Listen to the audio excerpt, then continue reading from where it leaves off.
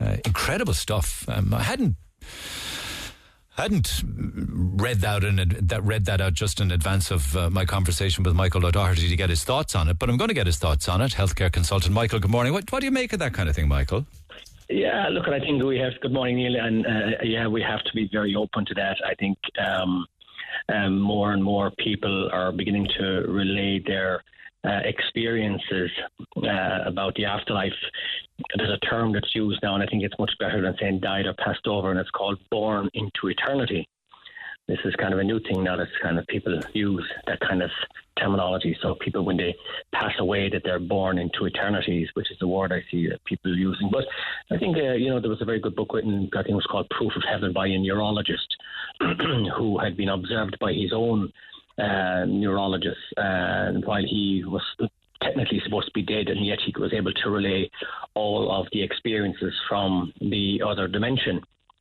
And that, so I think we'd be very foolish, Neil, to think that given the way that we understand the world and how it functions now, we'd be very foolish to think that we are alone or this is one dimension. But I always say to people when they ask the question, where are we going, or is there something after, I always say to them, well, first of all, we need to figure out where we're coming from. And if we don't know where we're coming from, sometimes we may not know where we're going. So, I know, but I often hear of people who witness the passing on or the dying of a loved one, where they sit bolt upright or they become perfectly conscious and totally lucid. They call out someone's name who has died before them as if they're coming to take them, you know? You can't argue with these things. No, I mean, and I look at, regrettably or unfortunately, my own mum passed on just almost a year ago, and the thing was that,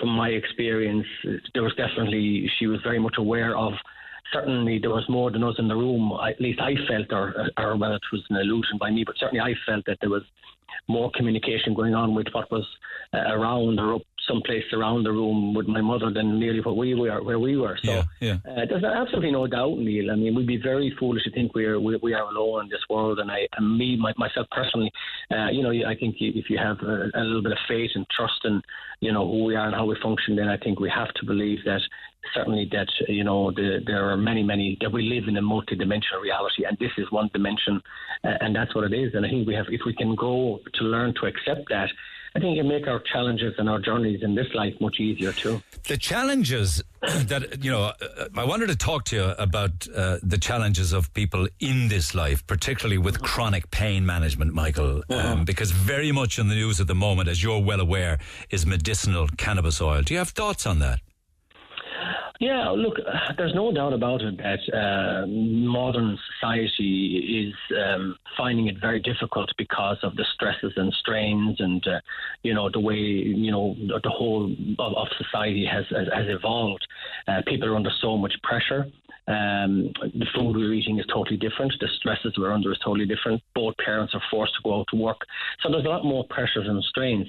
And absolutely, we are seeing an increase in so-called autoimmune problems like fibromyalgia, Crohn's disease, ulcerative colitis, polymyalgia rheumatica, all of these types of problems. You're seeing the increases in cancers. You're seeing the increase in Parkinson's, neuromuscular diseases. And unfortunately, sometimes medicine is very limited when it comes to these types of problems. So I think the gateway is opening up for, certainly the medical use of cannabis for sure. Now, there are different ways of doing it, of course, and I've spoken to people who have managed to get their own hands on cannabis and they're distilling the oil themselves. There's the other one, which is the Charlotte's Web, that doesn't have the powerful components in it, and then the one that people want and has been legislated, but they can't get the neurologist consultants to be the pediatric neurologists to take it on board, is the full strength TCH cannabis oil. Do you know of people using it? Well, look, the thing about it is this, that, cannabis is a plant, and just to help people understand it, cannabis is a plant, and that plant has particular compounds. So just like you would eat your food, broccoli, or, you would eat your greens, you get your calcium, or whatever the case may be, you get your fish, and you get your proteins, and you get your fats. So cannabis, the cannabis plant, when people talk about cannabis, they think about it in the context of people taking this, that they're high all the time. That's not necessarily true. What happens is basically in our bodies, and a particular Dr. Cristina Sanchez in Spain, in Madrid University some years ago, as a molecular biologist, could clearly see that cannabis, that a component or a compound in cannabis called THC, tetrahydrocannabinol, was able to in some way reduce the effects of tumor growth. In actual fact, they saw that these cells would, what she would say, commit suicide. So they were able to see this, but they were trying to figure out, of course, how this might happen. And they discovered, and it was discovered, I mean, this goes right back, I suppose, to the 60s. In Israel, because that's where there's a huge amount of research going on in the medical effects of cannabis and the compounds in cannabis. So the THC that you talked about there, that is the psychoactive substance. But what they were finding was that when the THC was administered, that they discovered the body had a system called endocannabinoid. And that we all have this system in our body called the endocannabinoid system. So the THC or cannabinoid, this cannabinoid was able to influence through this endocannabinoid system of our body. It was able to influence directly the tumor cells or cancer cells. So again, it's a little bit like, you eat your fish. You take your fish gives you omega-3s, fatty acids and proteins, and this in actual fact is what influences your cannabinoid system as well, your endocannabinoid system. So rather than using the word cannabis or using the technical term THC, if people think about it as a compound, cannabinoid. So the cannabinoid compound is recognized by a system in the body called the endocannabinoid system. But what you're saying, without being overly technical about it, is that this is a very powerful plant and its benefits need to be harnessed. Well, it's a very powerful plant, but its power is only effective when the body has a system to deal with it. Now, that's what makes it really scientifically workable. Because, again, like your digestive system, you have to process it. So what people have to realize that this plant, like our food, has an ability because we have a system in our body that processes it. And the great thing, as I said to you, about Dr. Sanchez, that what she was saying as a molecular biologist, what she was saying and what they were seeing in their petri dishes and what they were seeing in their research, that when they targeted cancer cells, tumor cells, that it was having a great effect and had a wide range. But people listening to this now, friend, here's a text, for instance, for somebody who is a loved one who's experiencing chronic pain. If they hear you, they would want this, won't they? They're saying, well, we're dealing with tumors, or I have a tumor, or I'm... Like, here's one. Listening to you talking about chronic pain prompted me to contact you about my brother who's been diagnosed with pancreatic cancer. It's a very scary time, as it's early days and we're traumatized not knowing what's ahead. He doesn't seem to be getting many options from the doctors. Would cannabis oil help? He has a lot of pain. Does Michael have any other suggestions? My God, how can a government hold back help to seriously ill people? Knowing something is out there and not being able to source it only makes a terrible situation even more stressful. Absolutely. And it's absolutely, terrible to think that when you look at the research, and there's a phenomenal amount of research there to show that our system is able to synthesize and metabolize the cannabinoids, or the what you call THC, or the cannabis plant, the compounds in that. So it's able to metabolize that, and the benefits are proven. Now, the thing about it is, the regrettable side of this is that government, particularly in America, they're preventing the production of the plant in a certain format so it can be used to help people. They're preventing it. And as I said, Israel are the one country that is doing a lot. No, it's licensed in many states in America. It's, I think about 25 states it's licensed in, and it is. But what I think the point is that it's from a media perspective, maybe sometimes it's pushed out as cannabis oil, and the perspective that people have about cannabis is that this is something that you get high on. Yeah. Now, this is a real compound, a real substance, a real component of a plant, like it is an angular food that has a specific effect on tumor cells, that these tumor cells die, whether it's breast tumor, brain tumor, that's what they were working at. So, I mean, it's terrible when research is prevented, and certainly when... Why is it being prevented? I mean, I've been accused in the past of being overly critical of the pharmaceutical industry.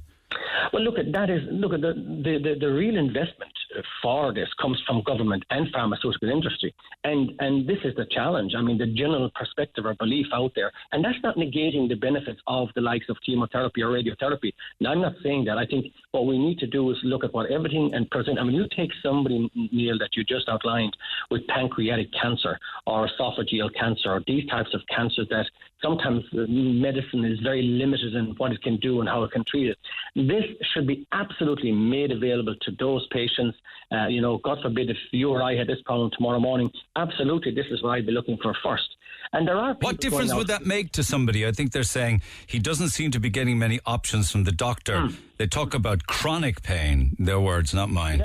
Yeah, well, look, we again, the research is there to show that that this particular substance in the cannabis plant given to people, that it does reduce pain. It helps people with seizures, people with neuromuscular disorders, people with cancers. That the benefits are shown to be there. As I said, the biggest challenge for the ordinary person out there on the street is who is listening to me now. They're saying, well, if the benefits are proven, what is blocking it? Now, look, the only thing that's blocking it is legislation that's created by the government and the lobbyists of the multinationals. So that's the reality of it. So it's sad to think that, unfortunately, that there is a body of people out there who are preventing research. I'm just talking about research in this area that can really, really be effective. I know the BBC did a documentary on it there not too long ago, and they were showing all of the research. But suddenly you have somebody coming on saying, oh, this is snake oil and this is this and this, because for the obvious reasons. I genuinely think the obvious reasons is that it's down to money. That's really what this is down to. How do you deal with people who have very bad, there's no good cancer, I know that, but very bad pain from maybe organ cancer? Do you deal with them?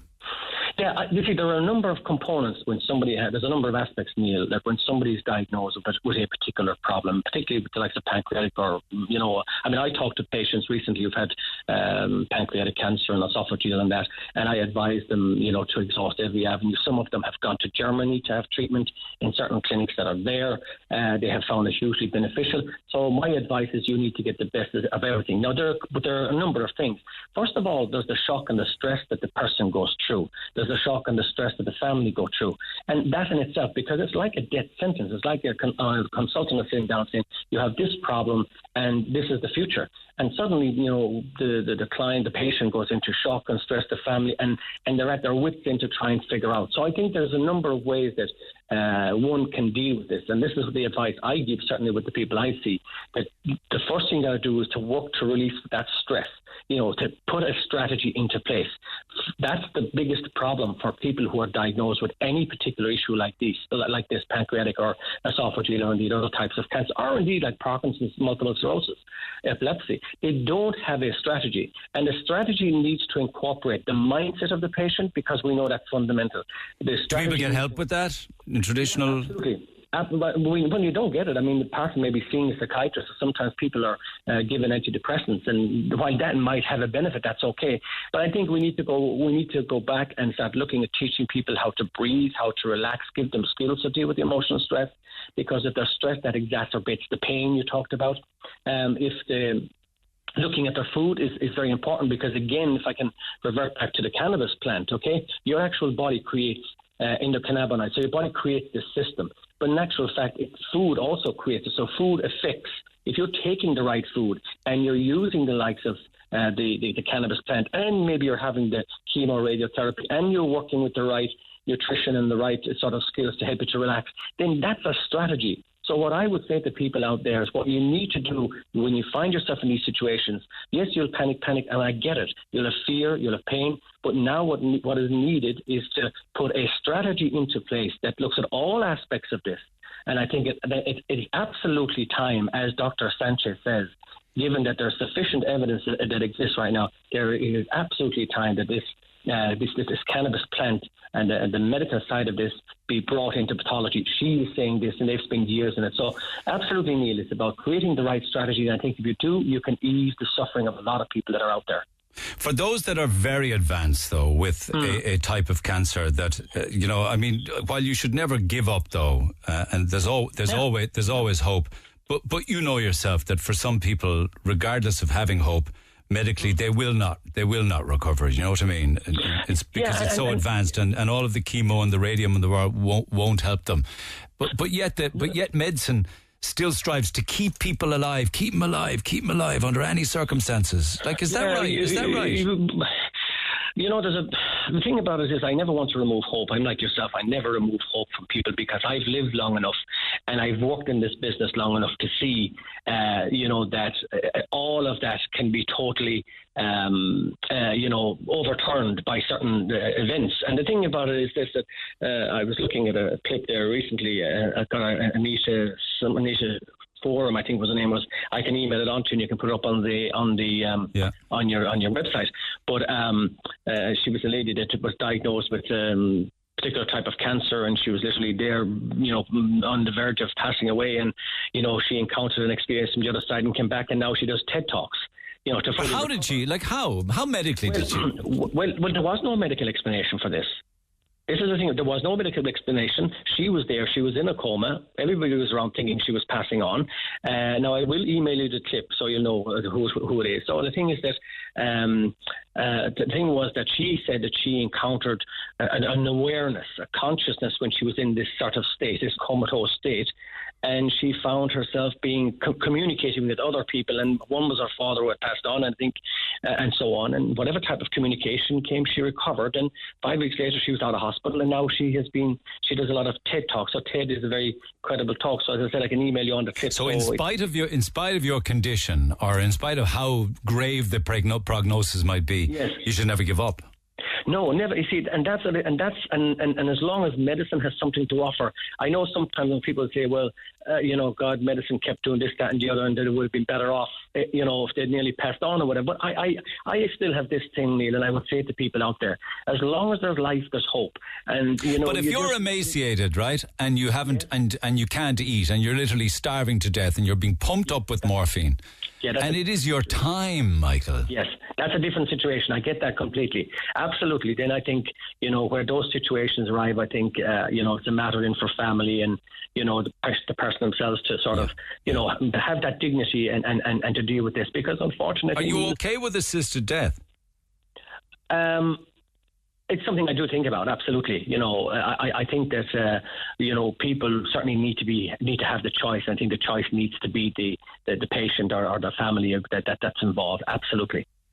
I absolutely think so. I mean, one of the things about it is, Neil, that what we need to the message I think we need to get across to people is that, no matter what type of suffering that's going on, it can be eased.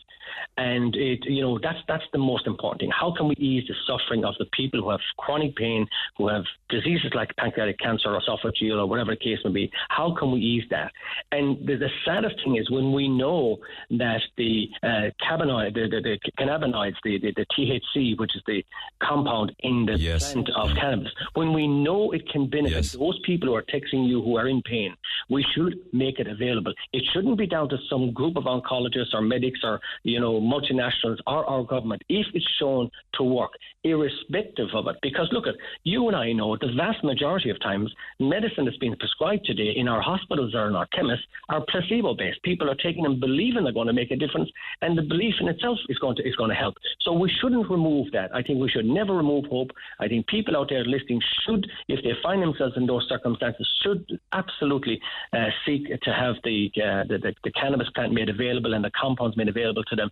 They should be using it. And irrespective of the outcome, if it only eases the pain, Neil, isn't that absolutely fantastic for people who would be in chronic pain? Yeah, okay. That's the way we need to be thinking about this. Okay, let me get some calls on the air. Appreciate it as always, Michael. Have a good day. Appreciate your thoughts.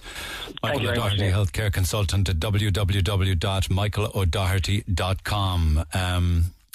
Somebody's, I don't know, you're still there. Are you still there, Michael? Yes, just an interesting one, and I know this gets me into hot water every time I mention it, but somebody asked me to ask you if you think autism and immunisation are linked. Do you have the short answer to that? Well, is there an association between vaccines and autism?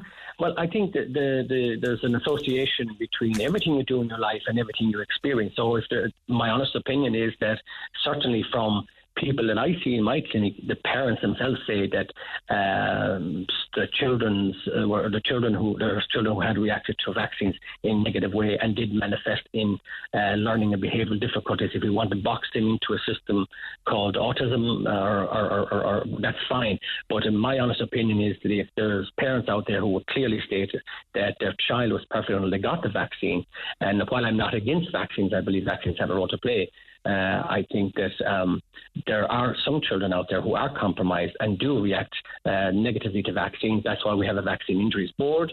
That's why you have kids who suffered narcolepsy from the swine flu vaccine and so on and so forth. So we'd be foolish to think that anything that we're putting into our body, that would be foolish to think we don't react to it. We do. Okay, appreciate that concise answer from Michael O'Doherty. 1-850 104 106. You can text 0868 104 106, or if there's any of these matters that are personal to you or your family that you would like to share, you can email Neil at redfm.ie. I talked to Thomas